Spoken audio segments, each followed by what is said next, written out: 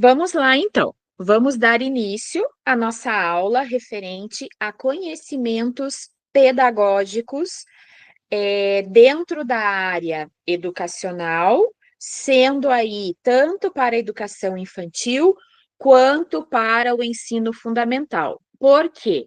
Porque nós sabemos que dentro da prefeitura de Quatro Barras, a Secretaria de Educação traz a questão de que o professor PMLA, ele pode ministrar aulas tanto para a etapa da educação infantil, quanto para a etapa do ensino fundamental. Então, precisamos estar aí a par das informações referentes a ambas as etapas, tá?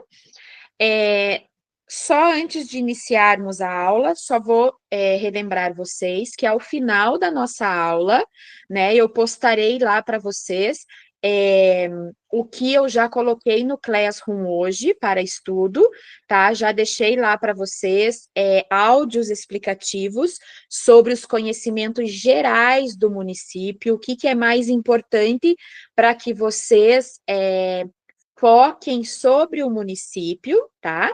Depois também deixarei mais duas aulas referentes ali a conhecimentos pedagógicos, além do que trabalharemos hoje.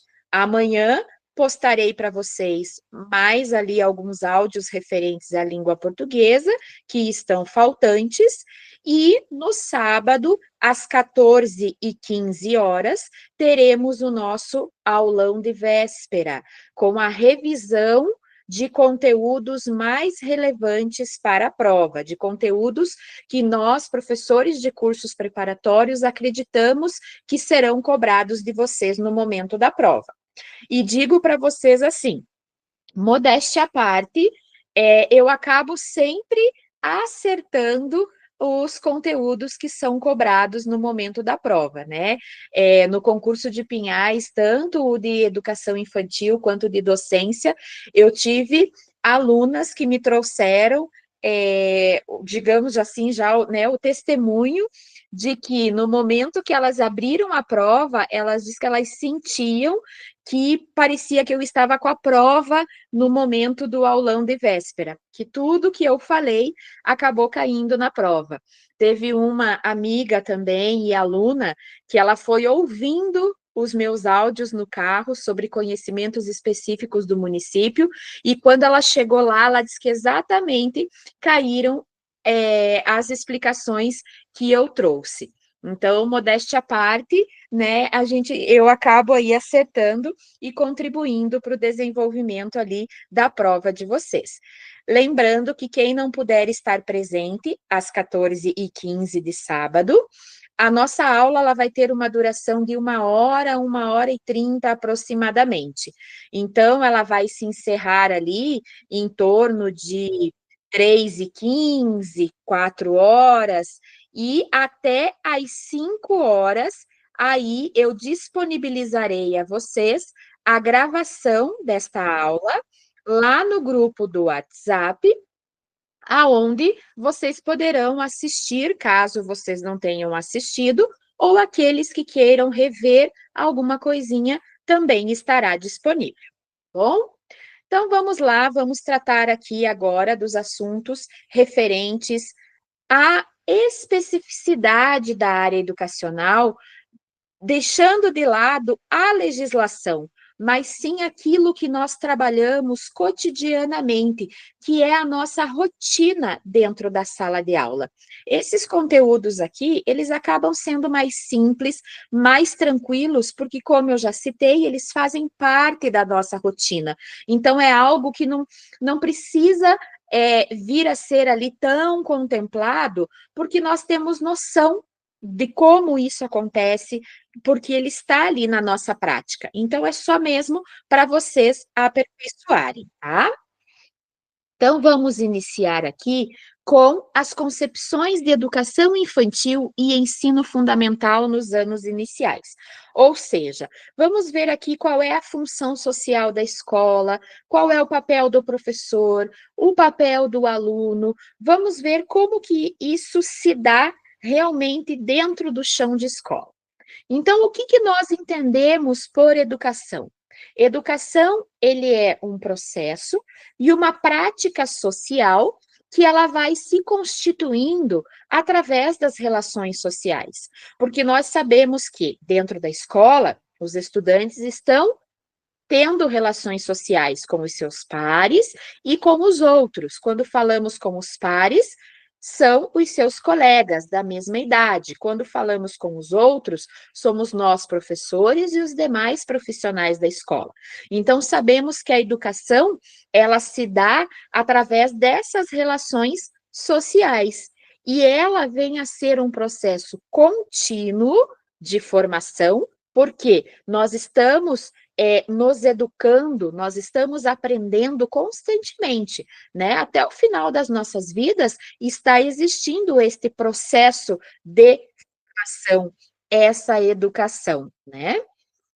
E é um direito inalienável do cidadão. Está no Estatuto da Criança e do Adolescente como algo que é ali parte, né, do indivíduo, e também está na Constituição Federal de 1988 este direito à educação a partir ali dos seus artigos 205. Então, nós sabemos que é um direito do cidadão este processo educacional. Prática social da educação, ela vai ocorrer em espaços e tempos pedagógicos diferentes, atendendo assim a todas as demandas. E eu acrescento até aqui a questão de que ela não vai acontecer somente em espaços pedagógicos, ela vai acontecer também em outros espaços, espaços aonde os estudantes estejam convivendo, ou o indivíduo, digamos assim, né, esteja convivendo socialmente, porque nós sabemos que temos a educação formal e a educação não formal. A educação formal, ela se dá dentro do ambiente escolar.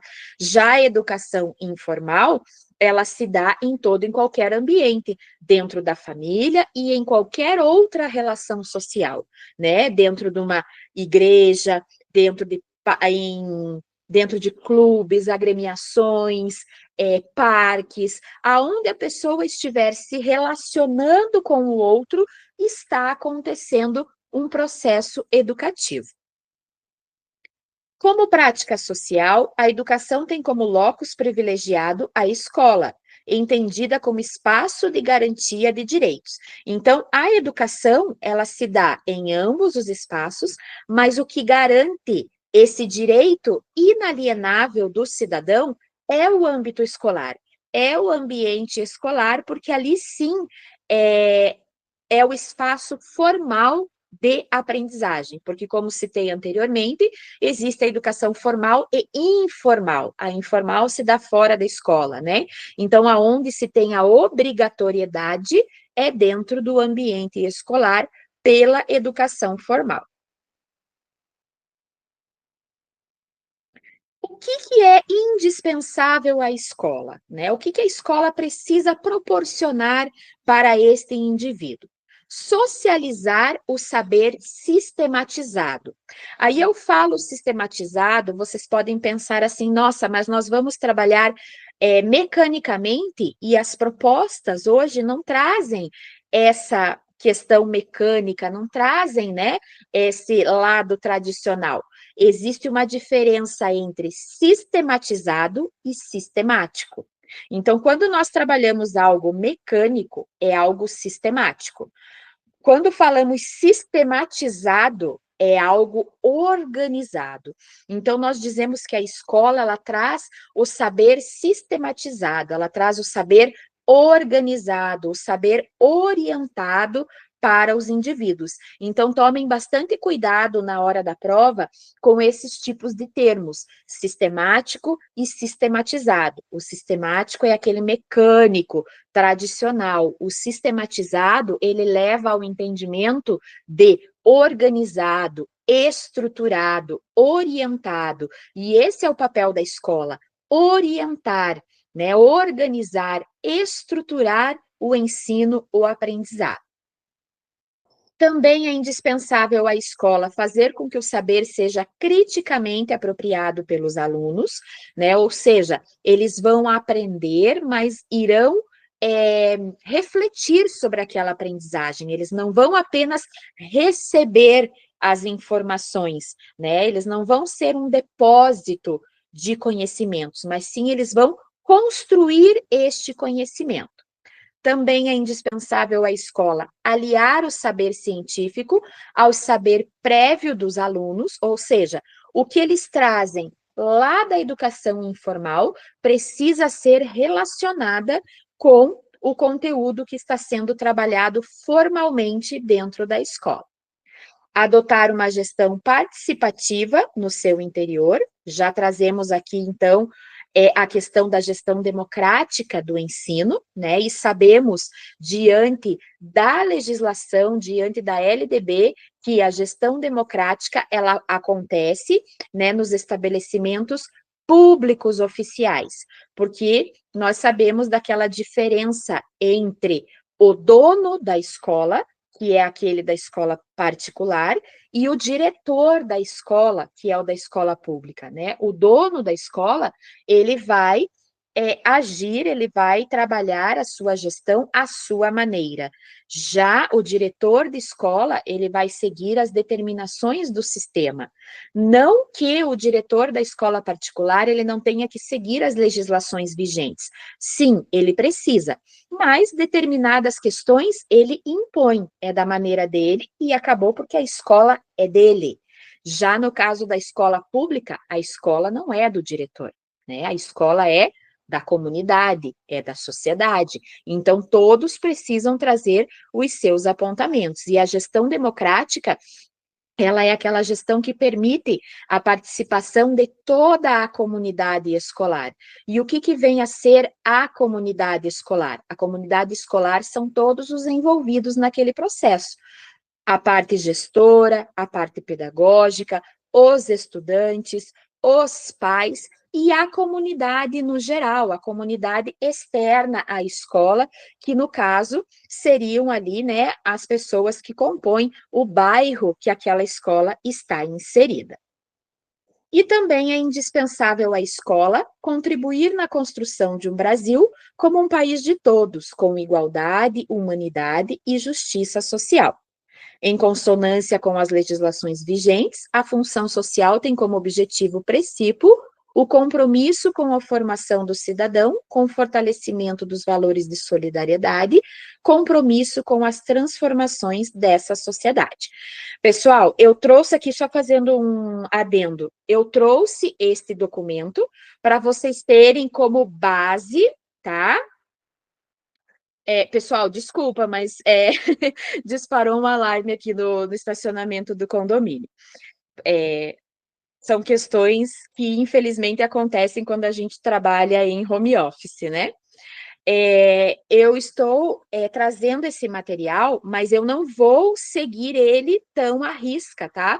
Vocês estão vendo aqui que quando eu falei da gestão participativa, eu já trouxe a informação da gestão democrática. Então, esse tipo de conteúdo aqui, a gente consegue ir fazendo essa correlação para ir trabalhando de uma maneira mais prática com vocês. Currículo. Essa é uma parte bem importante, né, para nós, professores, e tanto para a prova de vocês. Então, o currículo, dentro dos sistemas de ensino hoje, e de acordo com as legislações vigentes, eles precisam ser currículos que possibilitem a construção de saberes, né, ou seja, aquela aprendizagem significativa, e esse conhecimento, ele precisa vir do quê? Ele precisa vir das experiências cotidianas dos indivíduos. Aqui nós já podemos elencar a questão que já vem desde lá, né, de Paulo Freire, quando ele trouxe a sua pedagogia, aonde a alfabetização de jovens e adultos, ela acontecia a partir da realidade daquele público, né? Então, quando a gente fala a partir da realidade, nós vamos trabalhar lá a escrita, né? A escrita de palavras, mas eu vou pegar palavras do cotidiano desse estudante, né? Desse indivíduo, palavras que são significativas a ele. Eu não vou trazer palavras que essas pessoas não conhecem, e isso acontece com as crianças hoje, né? Há um exemplo. Eu estou trabalhando, né, com os meus estudantes de terceiro ano na Prefeitura de Curitiba. E como que a gente trabalha a questão do alfabeto, né, de acordo com essa proposta curricular atual? Antigamente, nós tínhamos lá, pelo menos no meu tempo de escola, né, o alfabeto com todas as suas letras, e aí desenhos e palavras-chave. Então, o A era da abelha, o B era da bola, o C era da casa, e era essa letra relacionada a esse objeto, a essa palavra. Hoje, nós não podemos relacionar somente a letra a uma palavra. Nós temos que relacionar a várias palavras e de acordo com o que estivermos trabalhando. Então, nesse início, né, eu estou trabalhando com os meus estudantes a questão do nome, que eu vou fazer com eles a transição da letra caixa alta para a letra cursiva, e nós estamos trabalhando aí essa iniciação de acolhimento, de retorno às aulas. Então, como que trabalhamos o alfabeto? Cada letra, nós vamos colocar ali o nome respectivo do estudante com a sua inicial. Essa é uma maneira de trabalhar a construção do conhecimento através das experiências cotidianas, ou seja, através do nome deles, nós vamos identificando a letra inicial e construindo este alfabeto. Aquele que não tem, né, aquela letra que não tem nenhum aluno ali na sala, a gente deixa em branco. Mas esse é um exemplo de como trabalhar, né, dentro aí, o conteúdo dentro das experiências cotidianas, tá? E quando nós falamos de trabalhar o currículo dentro dessa experiência cotidiana e possibilitando esta construção de conhecimento, não apenas a transmissão do conhecimento, nós estamos garantindo os direitos de aprendizagem, de acordo com a realidade local, ou seja, de acordo com o contexto que esse indivíduo está inserido, tá? Conceitos relevantes. O que é currículo, na verdade, né? O que vem a ser um currículo?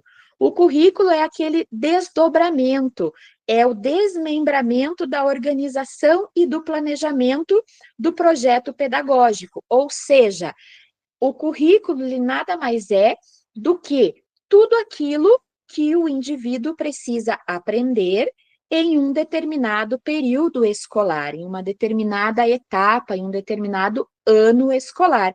E ele traz o quê? Ele traz as diretrizes e as ações desse processo educativo, ou seja, ele traz os caminhos que devem se seguir para que aqueles objetivos sejam alcançados, né? E isso daí é uma conceituação que Libânio já trazia para nós em suas obras lá no ano de 2008. E hoje nós trabalhamos muito com a questão do currículo integrado, né? Que Santo Tomé, 1998, já trazia esse conceito em sua obra, aonde o currículo integrado ele vem para quê? Ele vem para contemplar o conhecimento através da interdisciplinariedade, né? Você poder ali relacionar uma temática em diversas disciplinas, ou, né, como chamamos hoje, em diversos componentes curriculares. Então, nós pegamos uma determinada temática, né, trabalhamos ali um texto, e a partir desse texto nós podemos aí envolver o trabalho de língua portuguesa, matemática, história, geografia, a depender da temática desse texto, trabalhar as questões geográficas, as questões territoriais, já na história, trabalhar a historicidade do que está sendo explanado naquele texto, matemática, se for um texto ali informativo, trazer a construção de um gráfico. Então, o currículo integrado, hoje, ele é trabalhado nos sistemas de ensino para quê? Para que a aprendizagem ela não seja solta, para que não seja uma aprendizagem que não tem significado, né? Porque quando nós conseguimos correlacionar as informações, nós estamos sim produzindo uma aprendizagem significativa, uma aprendizagem aonde está sendo construído aquele conhecimento e não apenas recebido.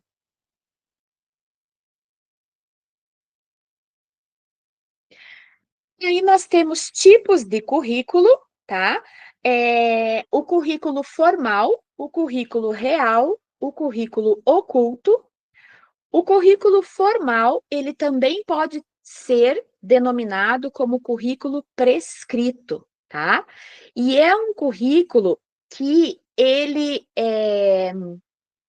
acontece de uma maneira mais idealizada, ou seja, ali o professor ele vai constituir um conjunto de conhecimentos que a escola e o sistema de ensino julga imprescindível. Então, o currículo formal é aquele currículo que nós temos lá dentro da escola, que nós encontramos lá nos sites das prefeituras, né, das secretarias municipais de educação, aonde tem todo o conteúdo e todos os objetivos que precisam ser alcançados naquela determinada etapa, naquele determinado ano de ensino. Nós não podemos fugir daquele documento, tá? O currículo real, ele é aquele currículo aonde o professor faz as adaptações necessárias ao currículo formal, para quê? Para atender às necessidades dos estudantes. Porque nós sabemos que existe o currículo formal, mas a nossa sala de aula, ela tem uma diversidade muito grande e nós precisamos atender a essa diversidade. Então, em muitos momentos, precisamos adaptar o currículo formal para, então, atendermos à realidade da nossa sala de aula. E o currículo oculto? O currículo oculto é aquele currículo aonde as informações que ali estarão constantes, elas não estão prescritas em diretrizes curriculares, ou seja, elas não vão estar lá no currículo formal, elas não estarão no projeto político-pedagógico da escola, mas elas, de uma maneira, estão se apresentando como necessárias no processo de aprendizagem dos conhecimentos, ou seja, são aquelas informações que os estudantes trazem, às vezes lá no meio da aula, né, eles vêm com um assunto aonde você, como professor, não vai dizer para eles, não, a professora não vai falar sobre isso, porque esse não é o tema da nossa aula, né? Diante hoje das nossas legislações, nós precisamos aí satisfazer a curiosidade dos estudantes, porque aí sim estamos com uma aprendizagem significativa. Então, o estudante trouxe algo, você vai precisar explorar esta informação, esta necessidade desses estudantes. E aí você vai estar trabalhando com um currículo oculto, algo que não estava nem no currículo formal e nem no currículo real que você realizou as adaptações, mas algo que surgiu de curiosidade e precisa sim ser explorado para poder trazer aprendizagem significativa e contextualizada da necessidade dos estudantes.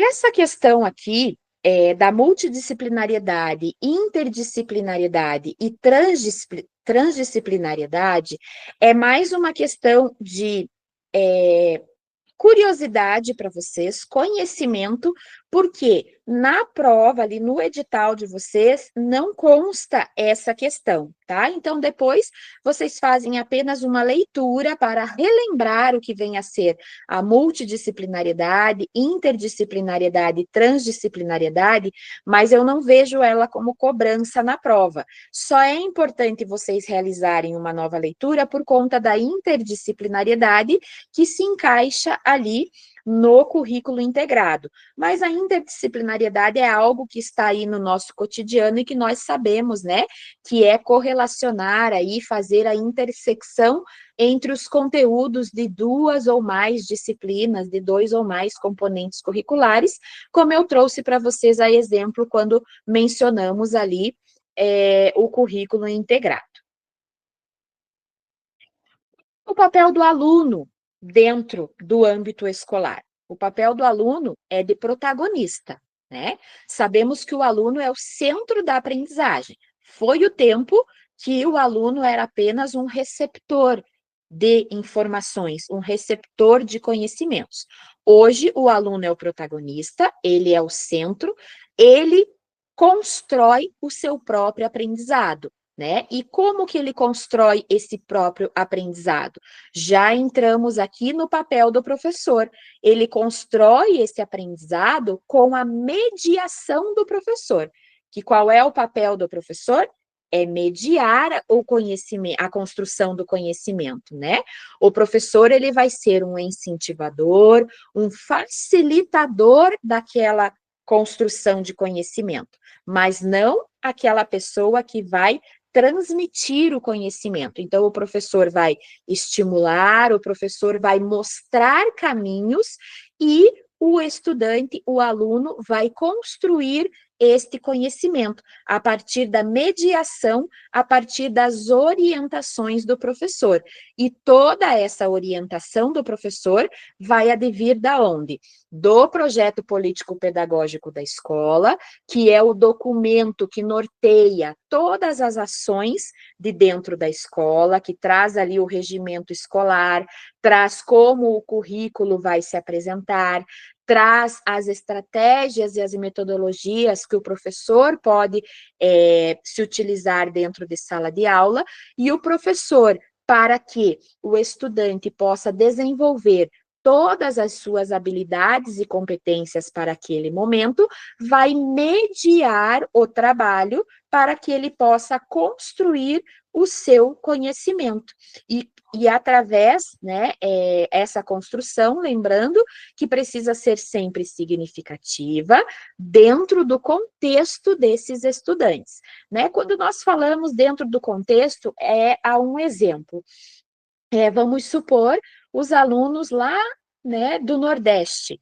Aí nós vamos trabalhar com eles a questão da seca, a questão de enchentes. É inviável, né? Porque lá eles vivem no quê? Eles vivem na seca, né? Então nós temos que trabalhar questões relevantes para aqueles estudantes. Você vai apresentar situações de curiosidade, mas o enfoque será dentro do contexto desses estudantes. E o professor tem o papel de mediador, o estudante tem o papel de protagonista, de construtor do seu próprio conhecimento.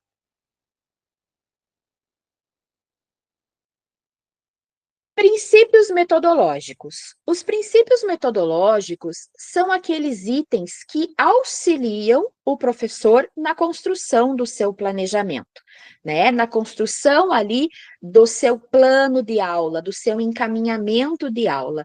E o que esses princípios eles possibilitam? Eles possibilitam ali a integração dos objetivos e também de que você possa, sim, concretizar o processo ensino-aprendizagem, né? Eu não consigo, assim, conceber um professor que adentra uma sala de aula sem um planejamento, sem um plano de aula.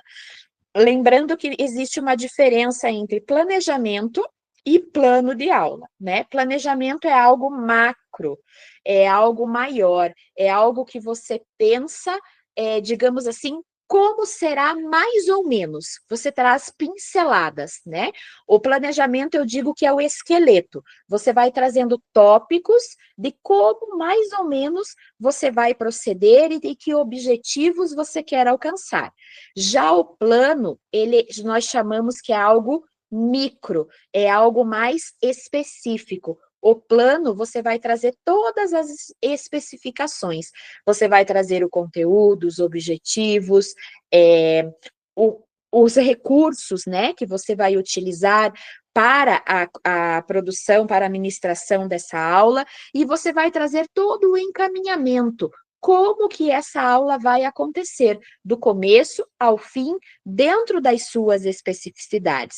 O planejamento, muitos autores aí até trazem a informação de que o planejamento ele pode ficar no campo das ideias, né? Eu posso pensar aqui, amanhã eu vou ministrar uma aula, um exemplo aqui, que é o que eu estou trabalhando, né? Vou ministrar uma aula sobre nomes. Nome e sobrenome. Então, eu vou conversar com os meus estudantes sobre o nome e o sobrenome de cada um, para identificar se eles têm o conhecimento dessas informações. Esse é o meu planejamento. Eu planejei aqui o que eu vou trabalhar e o que eu quero alcançar. Já quando eu for fazer o meu plano de aula, eu vou esmiuçar as informações de como que eu vou trabalhar essa questão do nome e do sobrenome, né? Eu vou iniciar cantando uma música sobre o nome. Após, né, o trabalho com essa música e exploração coletiva, a professora disponibilizará cartazes, pequenas placas fixadas no quadro com nome e sobrenome de cada estudante. Solicitará que cada um vá até a frente do quadro para identificar os seus nomes. Então, vocês vejam que eu já trouxe um detalhamento maior das informações. Então, eu tenho o meu plano de aula. Então, o planejamento é algo maior, é algo onde você tem as ideias. E o plano de aula é algo que você vai esmiuçar, que você vai detalhar como aquilo vai acontecer, né? Então, eu não consigo conceber que um professor entra em sala de aula sem um planejamento e sem um plano de aula, que ele entre no improviso, porque isso realmente não dá para acontecer. Aí já entramos na questão da gestão de sala de aula ou da chamada didática que falávamos antes, né? Ah, esse professor não tem didática,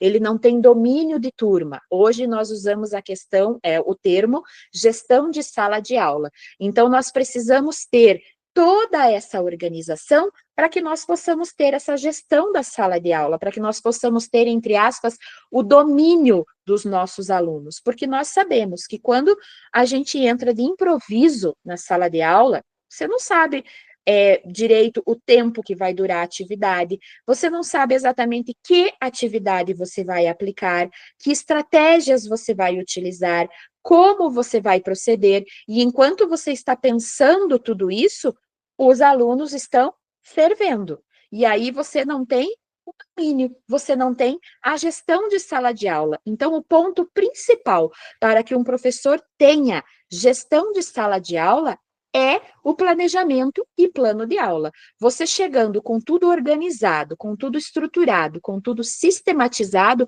você sabe exatamente como aquilo vai acontecer e o tempo que você vai utilizar para tudo isso. É claro que o planejamento, o plano de aula, ele é flexível. Nós sabemos disso. Às vezes nós planejamos A e precisamos agir por B, né? A gente pensa, não, eu vou começar a aula dessa forma, mas não deu. Você começa de outra, até por conta de alguma intervenção de alguma criança, de alguma curiosidade diferente que tenha vindo.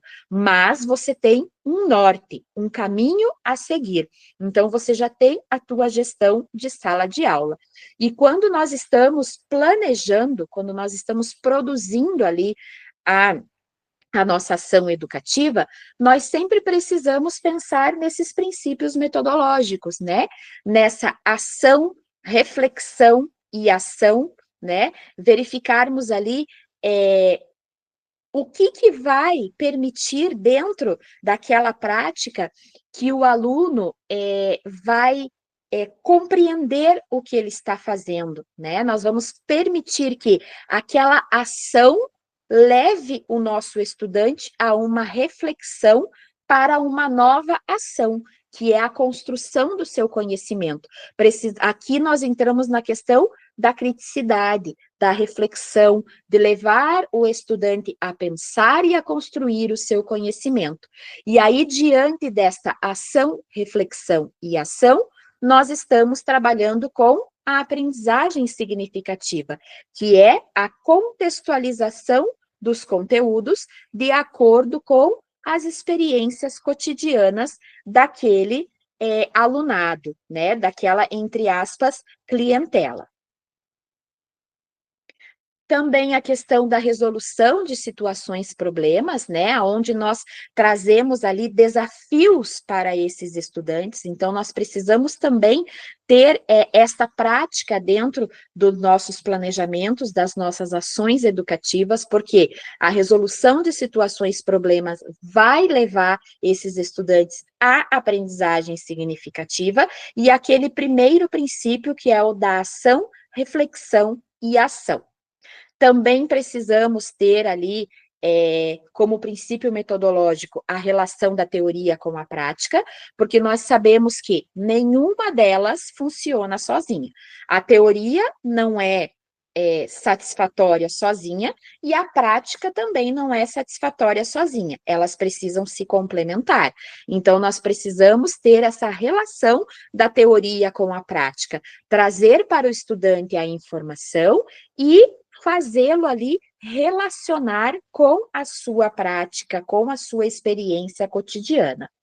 E também a questão da cooperação, né? Sempre trazendo ali aquela questão para os estudantes, da participação ativa naquele processo de aprendizagem e da colaboração com o outro, né? Trazendo um pouco da oposição para a tendência individualista, competitiva, que nós sabemos que é existente na sociedade atual, mas nós também colocarmos, né, esta questão dos valores aí nos nossos planejamentos, porque nós lembramos que nas legislações nós temos a informação que nós precisamos complementar o que vem de aprendizado da família. E a família, ela trabalha com a questão da formação de valores, e nós precisamos, então, complementar essa questão dentro do âmbito escolar.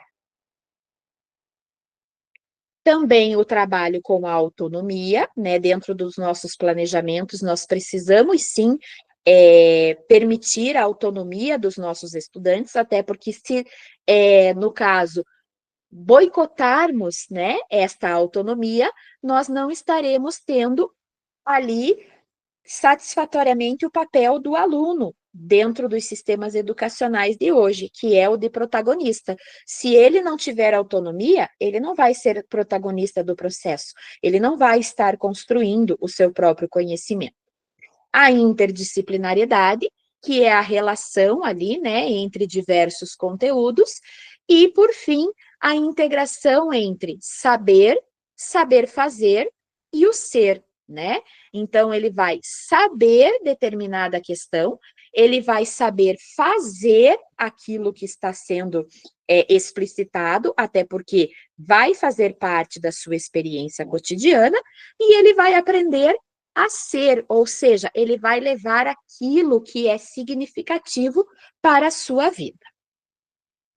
Agora, falando um pouco sobre a avaliação, aqui eu trouxe uma conceituação de avaliação através de um documento da CED Paraná. Por quê?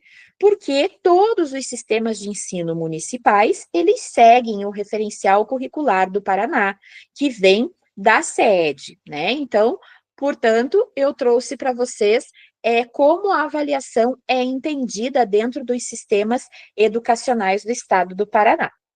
Então, a avaliação deve ser entendida como um dos aspectos do ensino pelo qual o professor estuda e interpreta os dados da aprendizagem e de seu próprio trabalho. Então, vejam bem, antigamente a avaliação ela servia para apenas testar o conhecimento do estudante, ou seja, avaliava somente o estudante, o aluno. Hoje, a avaliação, ela vai trabalhar com todo o processo educacional. Ela vai trabalhar com o processo ensino-aprendizagem. Tanto que vocês vejam que hoje nós não trabalhamos mais os termos separadamente, não trabalhamos processo de ensino e processo de aprendizagem. Nós trabalhamos com processo ensino-aprendizagem. É algo indissociável, né? O ensino e a aprendizagem, eles ocorrem juntos. Então, a avaliação, ela serve para que o professor analise o processo ensino-aprendizagem, ou seja, analise como o estudante se apropriou daquela informação, daquele conhecimento, e também para que o professor analise o seu próprio trabalho, sempre fazendo o quê?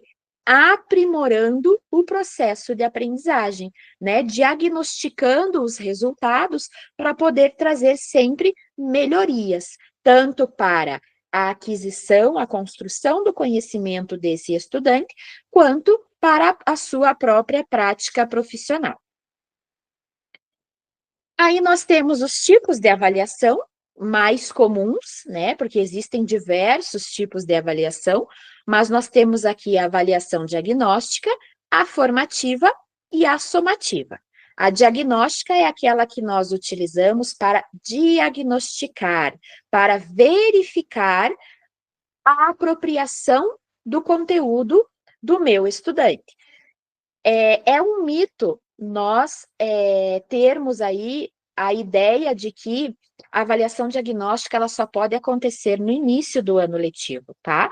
Nós podemos utilizar a avaliação diagnóstica ao início de um trimestre, de um bimestre, de um semestre, para verificar a apropriação do conteúdo dentro desse período, para darmos sequência a outro, tá? Então, antigamente, a avaliação diagnóstica era usada somente no início do ano letivo. Hoje, ela pode ser utilizada no decorrer desse ano letivo. A avaliação formativa, ela vai proporcionar o quê? Ela vai proporcionar que o professor se utilize de diferentes instrumentos para desenvolver a aprendizagem dos seus alunos, né? Então, você vai poder aí se utilizar de jogos, brincadeiras,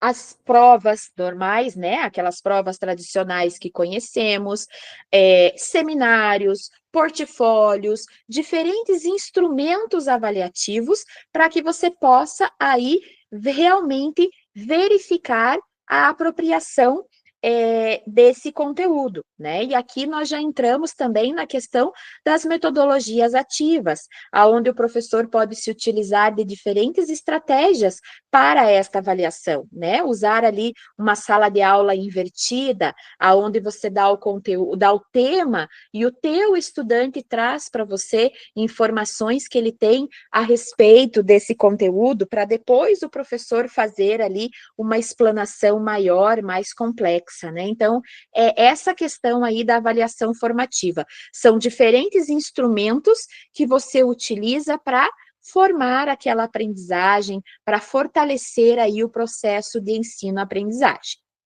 E a avaliação somativa é aquela avaliação que vai mensurar os resultados, né?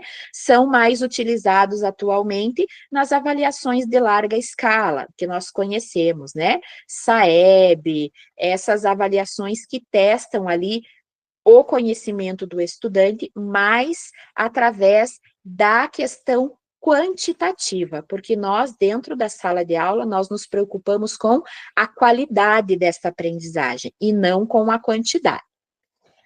Às vezes vocês podem até aí, né, estar dizendo para mim, não, a professora está falando isso, mas dentro da minha escola não é assim que funciona. A gente trabalha com a quantidade e não com a qualidade. Mas as legislações nos trazem essa informação e lá no concurso nós precisamos colocar o que está nas legislações, o que eles querem ler, e não a nossa parte crítica, a nossa parte reflexiva. Isso a gente deixa para depois que vocês assumirem a vaga, aí vocês vão em cima e criticam que estão agindo aí no sistema de maneira incorreta, de acordo com as legislações. E ainda dentro do processo avaliativo, nós temos a questão da recuperação, né, que hoje nós não chamamos mais de recuperação, nós temos a denominação de recomposição das aprendizagens. E essa recomposição, ela não acontece lá ao final de um período, como acontecia conosco, né, que nós tínhamos lá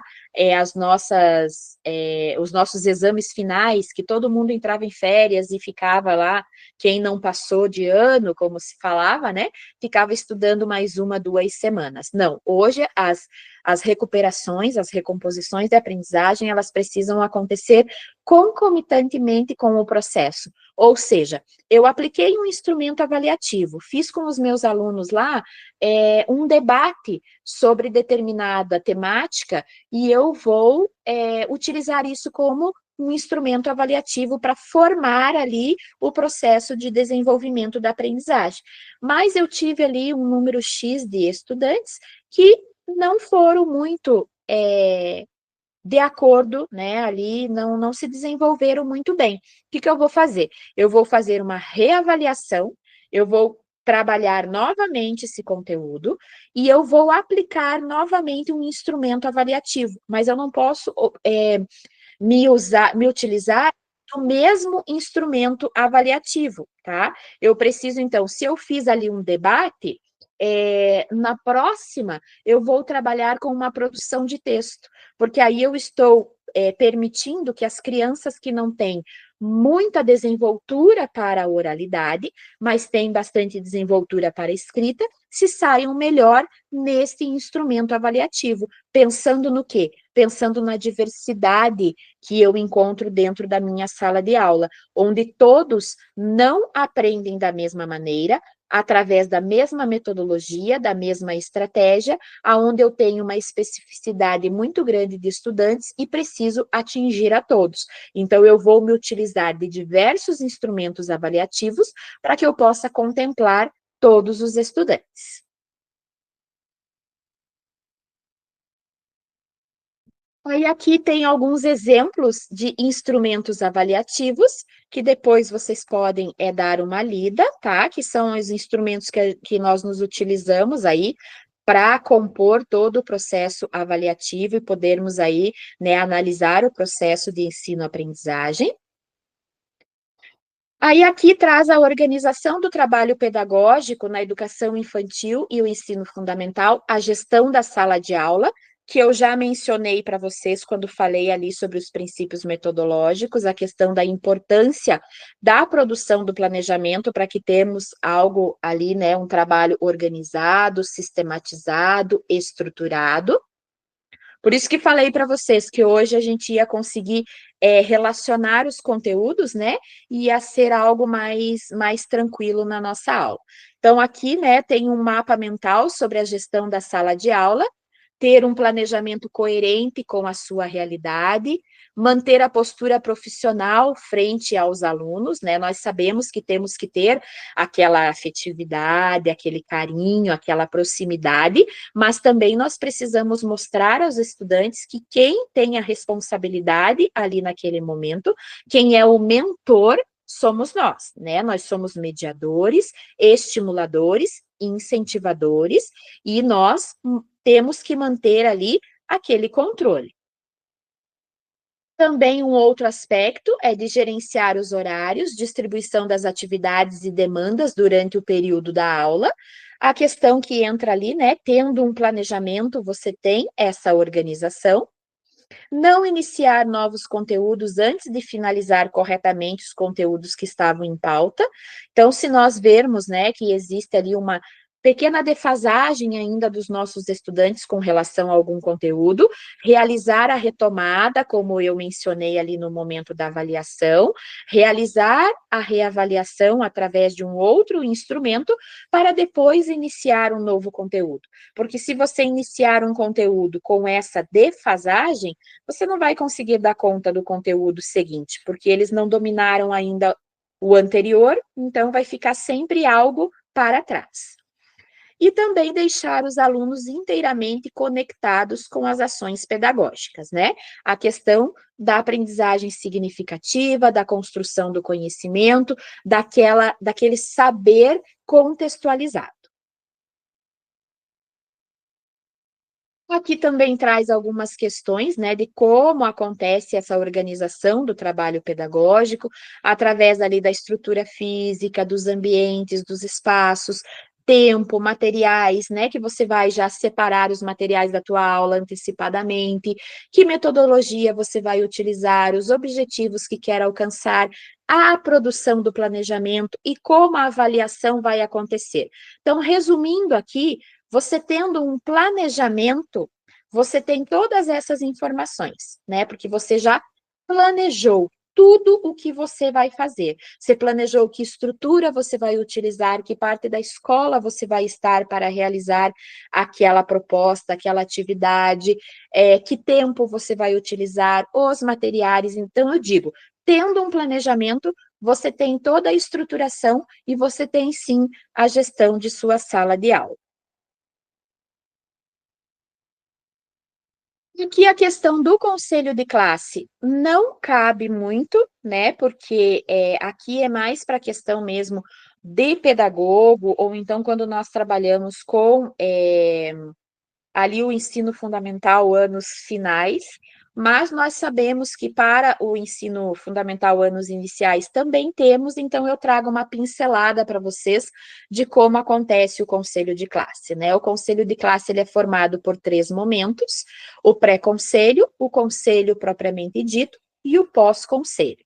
O pré-conselho é o momento onde faz-se ali o levantamento de dados, né? E não somente o levantamento de dados dos estudantes, porque antigamente o conselho de classe servia, vamos dizer assim, para falar dos estudantes com defasagem, com dificuldade, com aqueles que não aprendiam. E hoje, no conselho de classe, nós levantamos dados de todos os estudantes, ou melhor, de todo o processo ensino-aprendizagem. Então, levanta-se dados, faz-se ali análises comparativas do desempenho dos estudantes e dos encaminhamentos didático-metodológicos utilizados durante o processo de ensino-aprendizagem, tá? Então, faça ali como se fosse um mapa de tudo que aconteceu naquele trimestre ou naquele bimestre. Aí, pós esse momento, acontece o conselho propriamente dito, né? Onde todos os envolvidos, eles vão se posicionar frente ao diagnóstico e vão o quê? E vão definir em conjunto questões ali que favoreçam a aprendizagem dos alunos, né? Vão dizer, olha, os estudantes não se apropriaram deste conhecimento. O que nós podemos fazer para isso? Ou aquela turma está com uma disciplina não condizente para o ambiente escolar. Que ação nós podemos tomar para isso, né? O conselho de classe propriamente dito é o debate e a solução, né? Colocar ali ações que possam vir a solucionar os dados levantados. E o pós-conselho é um momento aonde todas as ações definidas no conselho de classe serão efetivadas. Então, aquelas ações citadas para melhoria da disciplina dos estudantes, ou ali melhoria para a realização das tarefas de casa, né? Se coloca ali, os estudantes, eles não realizam a tarefa de casa, mas esses estudantes, eles vêm no período integral. Então, uma ação, realizar essas tarefas no momento que eles estão no contraturno. É uma ação que vai estar dentro do plano de ação da escola e vai ser realizado ali pós-conselho de classe. Pessoal, então, eram essas as informações que eu queria trazer para vocês hoje, a respeito dos conhecimentos específicos. Finalizando aqui a nossa aula, eu vou deixar para vocês as informações das postagens que eu fiz hoje, lá no Classroom, de mais alguns conteúdos. Amanhã, por conta de estarmos aí, né, na reta final, teremos novamente disponibilização de conteúdo no Classroom. E no sábado, eu aguardo vocês às 14h15 para o nosso aulão de véspera, para a nossa revisão geral, para vocês chegarem lá e já vou dizer aqui, arrebentarem com a banca, porque eu tenho certeza que cada um de vocês aqui se dedicou ao máximo, vai dar o melhor de vocês e eu vou ver o nome de todos vocês lá na listagem de aprovados. Como eu falei para as minhas alunas de Pinhais, que eu ia ver o nome de praticamente todas lá, foi o que aconteceu. Na banca didática, a maioria arrebentou, chegaram lá e tiraram 100, e isso me deixa muito feliz por poder participar desse processo aí, dessa conquista de vocês. E tenho certeza que aqui não será diferente. Vocês estarão lá, todas com o nome de aprovados lá na listagem final, quando sair o resultado, tá? Amanhã também eu vou deixar para vocês algumas informações relembrando ali referente à prova, né? A questão de que não pode zerar em nenhuma área, quanto tempo vocês terão de prova, tá? E vou deixar para vocês também o perfil da banca da Univida. Vou deixar isso tudo lá no Classroom, tá bom? Então, agradeço a vocês a participação na aula de hoje. Tenham uma boa noite e, se precisarem de mim, podem me chamar no particular, que estou à disposição.